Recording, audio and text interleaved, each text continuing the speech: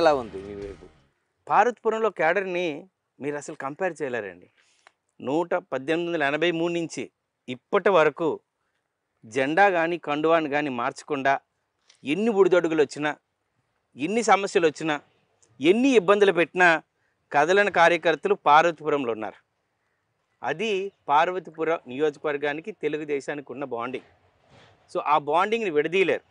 గవర్నమెంట్లో మేము ఉండని లేకపోని వాళ్ళు కండువా మార్చరు, పైన జెండాని తీయరు. అలాంటి వ్యక్తులు ఉన్నారు. వాళ్ళందరూ ఇప్పుడు నాకు బలం. అదే నా బలగం. క్యాడర్ అయితే పసుపు కండుగా తీయకపోవచ్చు కానీ మీ నాయకులు పసుపు కండుగా వెనక ఇంకొక 2 కలర్లు కనిపిస్తున్నాయి అంటున్నారు. సార్ అది ప్రజలందరికీ తెలుసు. ఏదైతే నిజాన్ని ఎవరు దాయలేరు, నిజాన్ని ఎప్పుడు కప్పలేరు. ఏది నిజమో ఏది అబద్ధమో ప్రజలు నిర్ణయిస్తారు. మీరు నేను నిర్ణయించేది కాకుండా ఎవరైనా ఏ వ్యక్తి అయినా నేను ఇంతలో ఇది చేయకుండా దాయగలుగుతాను అనుకుంటే ఆయన భ్రమలో ఉన్నట్టే. ఒకసారి ఆలోచించండి, ఏ వ్యక్తి కూడా తనని ఒక లైన్ దాటి వెళ్తే ఈజీగా పట్టబడవచ్చు. ఆ విషయంలో ఎంత పెద్ద వ్యక్తి అయినా, ఎలాంటి వ్యక్తి అయినా. అందుకని ఏది జరగలేదు.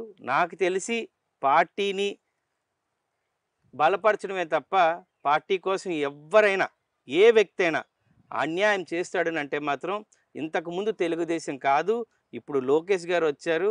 ఇది యువ రక్తంతో నిండిన తెలుగుదేశం.